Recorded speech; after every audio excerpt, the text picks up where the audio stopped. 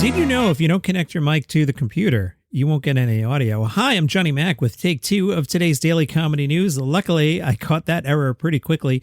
And also, luckily, I'm recording later in the day than I usually do, which worked out because a lot of news broke late on Tuesday. Let's start with late night. Did you see that the Queen died? Yeah, the Queen of England passed away. There was a big funeral and everything. Trevor Noah called the wait no joke and added, "There's no iPhone at the end of that line, right? It's just a box and you don't even get to open the box." Kimmel, the line to see the Queen's coffin stretched for miles, similar to what goes on here in America when Popeyes comes out with a new chicken sandwich. Colbert, the procession was lengthy, with King Charles and siblings walking behind the coffin for nearly 1.5 hours. That's not easy. For years, the royal family's only form of exercise has been walking back statements from Andrew. Jimmy Fallon, leaders, dignitaries, and politicians from around the world gathered in London for the funeral of Queen Elizabeth. Meanwhile, Donald Trump showed up at a Burger King and said, "Sorry for your loss." If you want to follow what's going on with the Royals Palace intrigue, wherever you get your shows, I'm the writer on that. And boy, Tuesday was the first day in 10 days I didn't have to write multiple episodes. It was like a holiday. Jimmy Kimmel is staying in his late night show for 3 more seasons. In a statement on Tuesday, Jimmy said, "After 2 decades at ABC, I'm now looking forward to 3 years of what they call quiet quitting." Amy Schumer is back, baby. Inside Amy Schumer's 5th season, finally going to happen. Remember, it was on Comedy Central not 1, 2, 3, 4, 5, 6 years ago. Well, the 5th season will be back. The bad news, it's only 5 episodes. And the worst news, it's on Paramount Plus, which you don't have. The first 2 episodes will be out on October 20th. The remaining 3 will roll out weekly. Amy Schumer on social media said she was bringing back the show to, quote, burn any remaining bridges. It's better than ever. Well, not as good as season 3, but close. I'm also wondering if there was some contract and she owed them some episodes and we're just cleaning that up. Just speculation there. The series had been renewed for 5th season, but she revealed on Twitter back in 2016 that she, quote, was not making the show anymore. Around that time, there was some controversy involving one of her writers, Kurt Metzger. I don't want to get into that. You can Google it. Reflecting on the decision earlier this year, Amy Schumer told The Hollywood Reporter, "With Trump being a president, I was too depressed and just didn't feel like I had anything helpful to say." Then Paramount Plus was like, "Hey, we're making a streaming service. Would be cool if you were on it, huh?" Amy told them she felt ready and then recruited many members of the show's original staff to join her. She added, "Now, of course, Trump's probably going to be back and we're losing our rights, but I feel like I need it because I have these very specific things I want to express and I also want to make something funny. The way it's been going in the writer's room, I hope they want to do more because it feels really good. You don't want to miss the show that will finally get me forever canceled." Roseanne was canceled once, but she's back, baby, too. She's got a new stand-up special. Guess what it's going to be on? I'll sit here for 9 hours and you won't guess. Here, why don't you guess? Netflix? Wrong. Hulu? No. Amazon? No. Fox Nation? Yeah. When were you going to get to Fox Nation? About an hour after you guessed Fox News Channel? Fox Nation, the streaming service operated by Fox News Media, is getting into the stand-up comedy business, and I'll add, for some reason. They've ordered a new 1-hour comedy special from Roseanne. It'll be on in 2023. It is titled A Roseanne Comedy Special. They worked hard on that one. I saw Roseanne live once. She was fine. What I remember about that night was sitting 3 seats to the left of me on an aisle seat was Paul Mooney. And we were a bunch of dumb kids. I mean, we were in our 30s and we were like, "Ooh, it's Paul Mooney. He's going to be so impressed that we recognized him." He was not impressed that we recognized him. He was nice enough. And I do remember during Roseanne's set looking over at Paul Mooney to see if he was laughing. And he was, and I'm not making this up, asleep. Chris Redd has announced he's leaving Saturday Night Live really late there, announcing that on September 20th or so when the show's coming out October 1st. In a statement, Chris Redd said, "Being part of SNL has been the experience of a lifetime. 5 years ago, I walked into 30 Rock knowing this was an amazing opportunity for growth.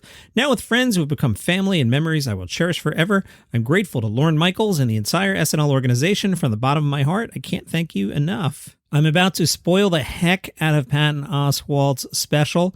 I have not seen it yet at the time of this recording, which is 4:13 p.m. Eastern on Tuesday, although my plan for Tuesday evening was to watch Patton and then some of Reboot. Spoilers, spoilers, spoilers. Daily Beast said, after an opening bit about how easy it is to get injured after 50, Patton segues into an extended tangent about, quote, clown pubes, that he says exemplifies the type of absurdist places his mind went when he was trapped in his home without the accessible platform of the stand-up stage to expel his darkest thoughts. We'll come back to that segment of the show in a bit. But continuing from the Daily Beast, when Patton tells the Denver crowd nearly halfway through the show that he's vaccinated and double boosted, it's met with applause. But he's quick to point out how sad it is for them to celebrate that simple action. You get applause for taking the most basic care of your health. That's like me saying, folks, I wipe after I crap. Clean that up there a little. He then compares MAGA countries' refusal to get vaccinated to the, quote, backward, racist, sexist, homophobic dip stuffs who were happy to line up for the polio shot back in 1955. Give me that shot. I can't police these water fountains from a wheelchair. He even gets in a dig at Joe Rogan, a, quote, sweet guy who has gone off the rails. Boy, I hope Joe Rogan fires back. Why, Johnny Mac? Because I have a daily comedy news podcast, and Joe Rogan versus Patton Oswalt would be wildly entertaining. In a separate way, Dave Chappelle's playing San Francisco, where he usually has some comments that make the news. There has not been any comments that have made the news at the time of this recording, but I'm still hopeful. Johnny Mac, are you an agent of chaos? Yeah. Patton Oswalt told the crowd, I'm woke, I think. But you know what? I won't be someday. I won't be woke, open-minded. Just don't pat yourself on the back because it will bite you in the butt. He jokes that while he's totally on board with trans rights today, there may come a day when he makes the mistake of criticizing Americans who want to sleep with their clones. A harsher review came from Vulture, and I'll circle back to that initial bit. They say the best joke in Patton Oswalt's new special starts with Oswalt explaining his experience with the pandemic. He watched Deadwood twice, he says, and then he went crazier than a barn full of clown pubes. Vulture writes, it's an evocative image, and rather than just leave it there, Oswalt decides to dig deeper. How would you collect the pubes? How would you verify they came from only clowns? That reminds me of a Louis C.K. bit about a bag of penises. But again, I haven't seen the special yet, so I don't know if it's coming across on the page and just reminding me of Louis. We'll find out. I'll watch some more jokes. And as I'm reading these, it reminds me of the Louis C.K. bag of penises bit. What precisely constitutes a full barn in this scenario? What if you were promised a full barn only to discover that packing materials were taking up some of the volume? Okay, let me call timeout here, because as I'm reading this, and again, I want to be fair, I haven't seen Patton's special yet, but I have found the transcript of Louis C.K.'s bag bit. Double timeout. I try and keep the podcast clean. I'm going to use the D word for penises because it appears so many times that if I clean it up, I will ruin the rhythm of the Louis C.K. routine. Okay, so just to back up, and I'm not accusing anyone of anything, I'm just saying as I read these jokes, they remind me of something. So reading Vulture's account of Patton Oswalt's routine, which I have not yet seen, how would you collect the pubes? How would you verify they only come from clowns? What precisely constitutes a full barn in this scenario? What if you were promised a full barn, only to discover the packing materials were taking up some of the volume? Okay, here's Louis C.K.'s bit in which a guy tells him to suck a bag of dicks and then drives away. Reading from a transcript of Louis' bit, and I was kind of sad that he drove away because I had a lot of questions. There's the concept of sucking a bag of dicks. It's just weird. Like, first of all, when you picture a bag of dicks, what do you see? Is it like a plastic bag and they're all mushing together like chicken parts? Or is it like a paper bag and they're sticking out like baguettes? What does he want me to do? Does he want me to take a bag of dicks and suck it, like suck the side of the bag? Or does he want me to open the bag and suck each dick individually? So that's what it reminds me of, and I will watch the special tonight and probably comment on this tomorrow. Again, not accusing anyone of anything. I'm just telling you I've heard a lot of comedy over the years, and that's where my brain went. Vulture writes, in the larger context of We All Scream, it's a regrettable outlier. An outlier because much of the rest of the special feels so thin by comparison, and regrettable because it means the most memorable joke in an otherwise meager special is a description of an unfinished project that's been polished up to make it look complete. What's supposed to be a packed barn full of clown pubes is sadly several hairs short of a bush. I see what you did there. The most egregious instance of this is a 10-minute mid-show run of crowd work, where Patton tries to wrestle into a revelation of some kind, but is mostly just a series of pleasant conversations about various career paths. It's not that crowd work is inherently antithetical to a good special. The trouble for Oswalt is that this particular bit of crowd work, in addition to being quite long, can't seem to get him into the groove of what usually makes an ideal Oswalt joke. Today's Daily Comedy News is brought to you by a new podcast that I'm excited about. It's called The Shows We Watched. So I'll read the copy, and then I'll tell you what this is. Official copy. We all have our love for our favorite TV shows. Each week, TV aficionados James King and Emily Johnston take us back to hang out with the best TV shows of all time while learning nuggets that might surprise you. From Sex and the City to Beavis and Butthead, Friends, Gossip Girl, there's a new show every Tuesday that's funny and nostalgic. Plus, the hosts are half British. They are half British. You have to listen to know what that means. Just search The Shows We Watched on your favorite podcast platform. Take a listen now to this week's show, which is covering Mad About You. All right, that's the official copy. I'll tell you what this is. You know, when you're talking to your friends, you're like, hey, remember that TV show we all liked? And you just talk for like half an hour. And then at the end of the conversation, you feel good about it. That's what this is. They pick a TV show. They talk about it. It's a simple concept. It's kind of sort of like on Netflix. There's like a movies version of this sort of kind of, you know what I mean? Check it out. The shows we watch, wherever you get your shows.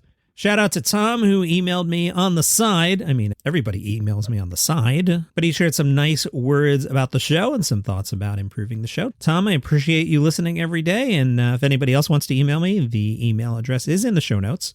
I had mentioned the other day in San Francisco, it was Comedy Day. The weather was quite bad Sunday. The SF Chronicle recapped it, said, camped out with umbrellas, ring gear, and the proper libations to sustain one through a 5-hour comedy show held outdoors in inclement weather. A small but determined crowd of about 100 people, that's disappointing, offered sufficient motivation for a lineup of 50 comedians. Wow, 100 people. The weather was bad. I was watching the 49ers game. It was a rough day, so I get it. But 100 people, 50 comedians. 50 comedians who took turns delivering 5-minute sets from under a tarp built at center stage. Common topics throughout the day: BART trains and their inability to arrive on time, excruciating phone calls with PG&E, that's the electric company, and the coming apocalypse. One of the notable names to appear was former Assembly member and San Francisco supervisor Tom Amiano. Tom is 80 years old now. He made 2 requests of the public to be enacted upon his death. 1, that his remains be scattered across the Robin Williams meadow, and 2, that he's not cremated. That's a good joke, Tom. Paula Poundstone was left trying to yell most of her material over the drizzle with the event's strict 5 p.m. cutoff only moments away. She joked, it's pouring rain and the microphones are cutting out. The frogs will be here any minute. Todd Barry tweeted, hey. He didn't write hey. Why did I say hey? He didn't say hey. He didn't tweet hey. Here's what he wrote. Hashtag Brooklyn. That's not hey at all. Why did I add hey? And why am I channeling Louis C.K. right now? Hey, Todd Barry tweets. Hashtag Brooklyn. My 35th anniversary in comedy benefit, November 1st at Bell House, New York. Here's a lineup that he's announced so far. This is a fantastic lineup. Janine Garofalo, Joe Pera, Jay McBride, who's fantastic and you need to pay attention to. Todd also says, surprise, prominent, in all caps, comedians and musicians, and more TBA. It benefits the Michael J. Fox organization and the Leukemia RF. Getting a little long here today, Johnny Mac. Let's see, what am I going to cut? I'll cut everything. I'm going to cut everything. We're done. You didn't know the ending was coming. Either did I, but there's a lot. And that's why we do the show every day.